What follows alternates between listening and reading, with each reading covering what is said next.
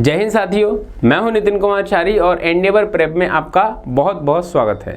दोस्तों, आज का जो हमारा टॉपिक है वो एक ऐसा टॉपिक है जिसकी हमें ज़रूरत तो है, लेकिन उसकी ज़रूरत के साथ साथ जो हमारे साथ समस्याएं पैदा होने वाली हैं उन समस्याओं का समाधान कैसे करें। हाँ, मैं बात करने वाला हूँ न्यूक्लियर एनर्जी की। न्यूक्लियर एनर्जी की हमें बहुत रिक्वायरमेंट है। कोई भी राष्ट्र, कोई भी राज्य, कोई भी देश, कोई भी क्षेत्र विकास करने के लिए सबसे पहले क्या चाहेगा? विद्युत, लाइट चाहेगा। लाइट नहीं आएगी, विद्युत नहीं आएगी तो वो ना तो फैक्ट्री लगा पाएगा, ना किसी प्रकार के और भी कोई कार्य कर पाएगा। तो विद्युत तो आवश्यक है, और विद्युत का सबसे अच्छा माध्यम जो है आज की स्थिति में क्या है? Nuclear reactor. अभी हमने कुछ समय पहले देखा भी था, पिछले वीडियो में हमने इस पे चर्चा भी की थी कि भारत ने अपने पहले प्रोटोटाइप फर्स्ट ब्रीडर रिएक्टर का निर्माण कर लिया है कलपक्कम में, जिसकी 500 मेगावाट विद्युत उत्पादन की क्षमता है। यानी कि हम विद्युत उत्पादन के क्षेत्र में न्यूक्लियर रिएक्टर को प्रमोट कर रहे हैं, दुनिया कर रही है, हम भी कर रहे हैं, हमें करना भी चाहिए। लेकिन उससे जो निकलने वाला वेस्ट है, हानिकारक पदार्थ है, उसका निस्तारण कैसे किया जाए, यानी कि उसका सही ढंग से मैनेजमेंट, प्रबंधन कैसे किया जाए। क्योंकि वो जो हानिकारक पदार्थ निकलता है वो ऐसा वैसा हानिकारक पदार्थ नहीं है जो आपने सोचा हो कि मृदा प्रदूषण यानी कि मिट्टी में मिल गया तो मिट्टी को दूषित कर देगा, जल प्रदूषण जल में मिल गया तो जल को प्रदूषित कर देगा। ये ऐसा नॉर्मल हानिकारक पदार्थ नहीं है जो पीने से बीमारी हो जाएगी या वायु प्रदूषण से सांस बीमारी हो जाएगी। ये ऐसा नहीं है। ये एक ऐसा हानिकारक अपशिष्ट है जो मानव के म्यूटेशन को बदल सकता है। मानव के अंदर म्यूटेशन की क्रिया के द्वारा मानव के जैविक विकास को बदल सकता है। यानी कि पूरी मानव प्रजाति ही नहीं बल्कि विश्व की कोई भी प्रजाति उसको बदल सकने में सक्षम है। हानिकारक रूप से वो कहीं ना कहीं हमारे जीवन में इतना कष्ट भर देगा कि हम सोच से भी परे है उस चीज को जान भी नहीं पाएंगे। तो आज का हमारा टॉपिक इसी से जुड़ा हुआ है कि आखिरकार ये परमाणु कचरा क्या होता है और ये परमाणु कचरे को किस ढंग से हमको सही ढंग से, किस ढंग से हमको इसको निस्तारित यानी कि मैनेजमेंट करना चाहिए। और इसी लेक्चर में हम लास्ट में एक क्वेश्चन पे भी डिस्कस करेंगे, जिसके माध्यम से आप ये पाएंगे कि परीक्षा की दृष्टि से भी ये इंपॉर्टेंट टॉपिक है।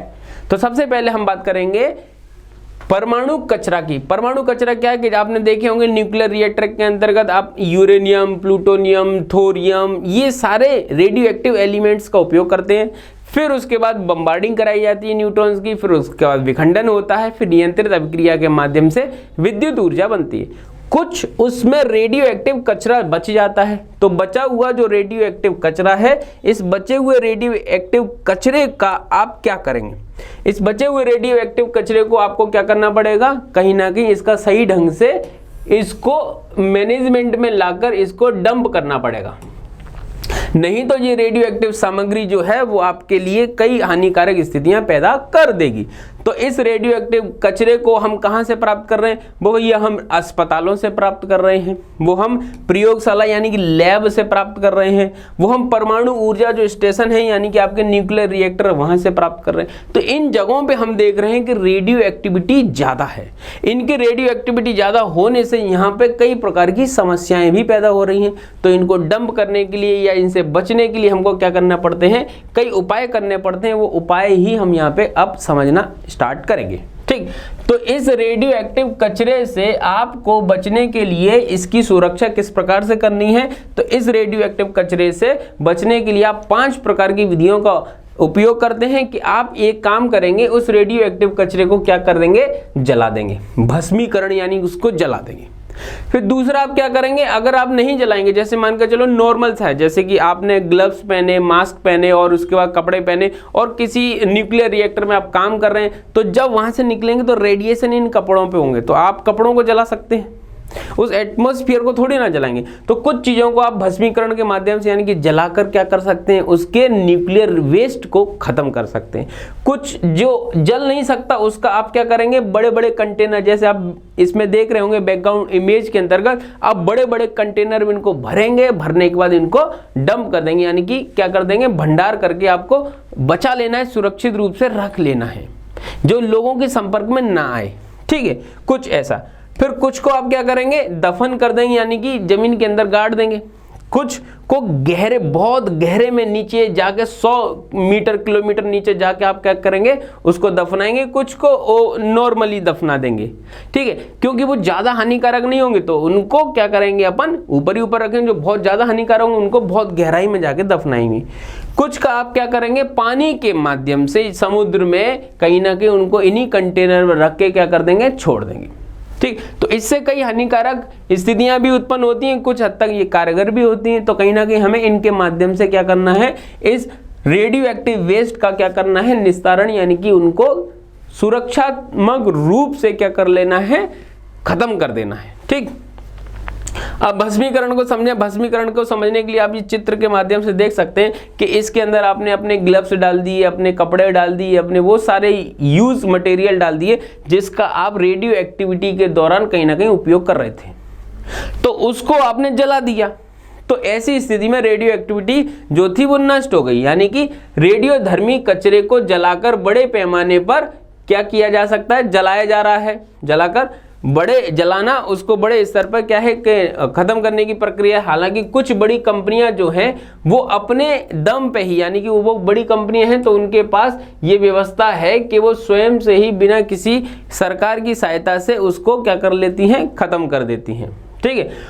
और ये जो प्रक्रिया है वो मुख्य रूप से निम्न जो स्तर के कचरे होते हैं, जैसे कि अपन ने अभी देखा, उसमें ग्लव्स होंगे आपके या आपके जो कपड़े वगैरह होंगे, ठीक है, उन सामग्रियों को इसमें क्या किया जाता है, जला दिया जाता है। लेकिन ऐसी सामग्री जो जलाई नहीं जा सकती उनके लिए आपको फिर क्या करना पड़ता है, भंडारण करना पड़ता है, स्टोरेज करना पड़ता है, ठीक है। समय के साथ साथ परमाणु सामग्री की रेडियो एक्टिव धर्मिता जो है वो धीरे धीरे खत्म होने लगती है। आपने केमिस्ट्री के अंदर देखा होगा, परमाणु मतलब आपने पीरियोडिक टेबल के अंदर ये देखा होगा, 83 परमाणु क्रमांक जो है, एटॉमिक नंबर 83 के बाद जितने भी एलिमेंट आएंगे वो सब रेडियो एक्टिव एलिमेंट होते हैं। धीरे धीरे धीरे धीरे धीरे धीरे क्या करते हैं, अपनी रेडियो एक्टिविटी को खोकर खत्म हो जाते हैं। तो उनका अर्ध आयुकाल जिसका बहुत ज्यादा है, किसी का बहुत कम होता है, तो धीरे धीरे धीरे क्या करते हैं अपन, उनको भंडारण कर लेते हैं, जिनका अपने आप ही वो क्या रेडियो एक्टिविटी खत्म हो जाती है। मैंने अब मान के चलो ये कोई एक रेडियो एक्टिव पदार्थ है, मैंने उसको भंडारण कर लिया है और गाड़ दिया है, अब इसकी रेडियो एक्टिविटी धीरे धीरे खत्म हो जाएगी। तो फिर ऐसी स्थिति में इसका कोई हमें नुकसान होगा ही नहीं, यानी कि ये धीरे धीरे इसकी अपनी रेडियो एक्टिविटी को लॉस कर देगा। लॉस करने के बाद क्या है कि हमारे लिए नुकसानदायक नहीं होगा। तो ऐसी चीज़ों का हम क्या करेंगे, भंडारण करेंगे, यानी कि उनको स्टोरेज करेंगे। इसलिए इस सामग्री को तब तक संग्रहित करना होता है जब तक कि यह रेडियो धर्मिता अपने आप ही खत्म ना हो जाए, ठीक है। उचित परमाणु अपशिष्ट निपटाने के लिए, उससे निपटने के लिए ये एक अच्छा तरीका है, लेकिन कुछ को आप स्टोर भी नहीं रख पाएंगे, तब क्या होगा, फिर उसके लिए आप उनको गाड़ेंगे, जमीन के अंदर गहरे गड्ढे में खोदकर क्या कर देंगे, गाड़ देंगे, जिससे औरों के संपर्क में ना आए। अगर आप ऊपर ही गाड़ देंगे तो क्या हो जाएगा, किसी ने खेती करी और वो निकल आए तो ब्लास्ट हो जाएगा।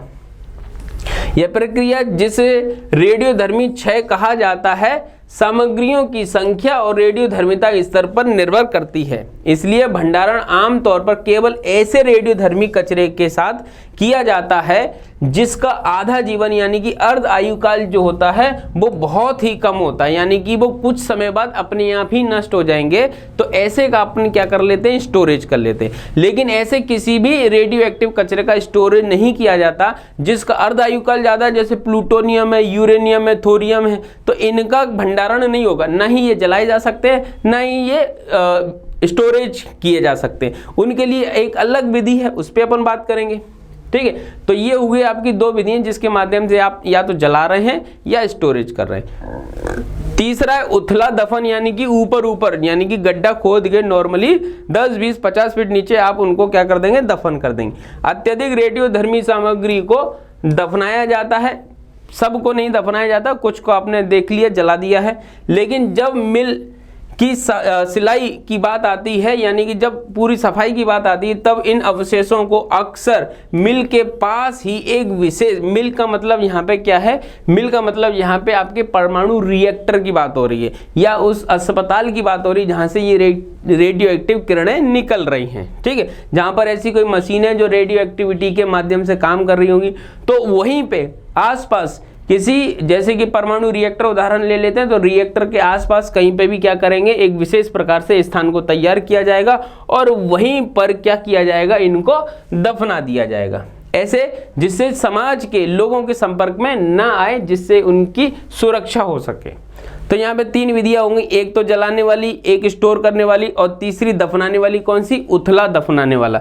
अब है गहरा दफनाने वाला, यानी कि जो सबसे हानिकारक है उनको हम गहरे गड्ढे के अंदर, बहुत ज़्यादा गहरे, जहां मानव की पहुंच ना हो, हम ऐसा सोच लें कि यहां तक तो कोई नहीं जाएगा, तो वहां हम उनको दफना देंगे। उतला दफनाने की जो प्रक्रिया होती है वो निम्न स्तर के कचरे के साथ ही की जा सकती है, लेकिन उच्च स्तरीय कचरे को दफनाने के लिए हमें गहरे गड्ढे खोदने होते हैं। तो यहाँ पे 4 ऐसी विधि हैं जिनके माध्यम से हम ये समझ पाए हैं कि रेडियो एक्टिव जो कचरा है उसको दफनाने के लिए हम 2 प्रकार के एलिमेंट का उपयोग करेंगे। अगर वो नॉर्मल है तो उथला दफना देंगे, अगर वो हानिकारक है तो गहरा दफना देंगे, और अगर ऐसा है जो कभी हाल ही में कुछ समय बाद क्या है उसकी रेडियो एक्टिविटी समाप्त होने वाली, तो कंटेनर में स्टोर कर लेंगे, और अगर ऐसा है जल सकता है तो उसको जला देंगे। 4 प्रक्रिया हो गई। अब क्या करेंगे, चौथी 5वीं प्रक्रिया के अंतर्गत हम उसको पानी के अंदर रख देंगे। समुद्र के अंदर मछलियां जो हैं वहां पे नहीं जा रही हैं, ऐसे स्थान पे सुरक्षित रूप से हम वहां पे रख देंगे। परमाणु स्थलों पर सामग्रियों को संग्रहित करने का एक सामान्य तरीका क्या है कि उनको पानी के अंदर रख दो।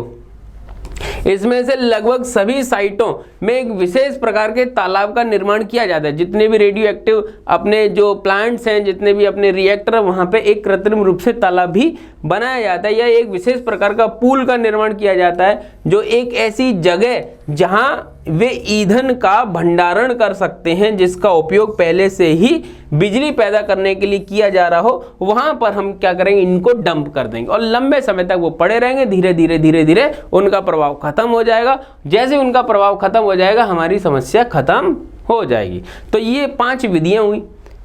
फिर 5 विधियों का उपयोग हम तब करेंगे जब हम क्या करेंगे, उनका रिसाइकल, कुछ हद तक हम इसका रिसाइकल भी करेंगे। जिसका रिसाइकल हो सकता है उसका तो कर ही लेंगे, जो रिसाइकल नहीं होगा उनका इनके साथ 5 में से कोई विधियां सेट हो जाएगी, उस विधि के माध्यम से हम उसका निस्तारण यानी कि उसका मैनेजमेंट कर देंगे। जैसे यूरेनियम प्लूटोनियम तत्वों के जीवन बहुत, इनका अर्धायुकाल बहुत लंबा होता है, इसलिए इन्हें लगभग हम क्या बार बार रिसाइकल करते रहते और फिर उसके बाद जब फालतू, मतलब ऐसे कि अब इनमें कुछ बचा ही नहीं रिसाइकल करने लायक, तो फिर इनको हम डंप कर देते हैं।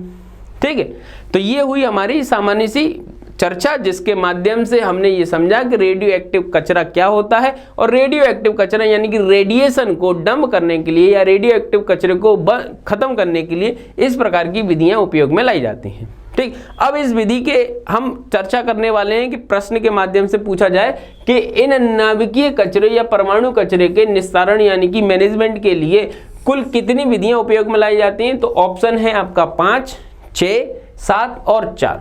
इनमें से जो आपको ठीक लगता है, अभी हमने जो पढ़ा है, पढ़ने के आधार पर अर्जित जो ज्ञान है आपका, उस ज्ञान के आधार पर कमेंट बॉक्स में आप इसका आंसर देंगे और ज़्यादा से ज़्यादा कमेंट देंगे, जिससे हमें आपके प्रति रुझान भी पता चलेगा और उसके बाद हम ऐसे नए नए वीडियोस लाते रहेंगे।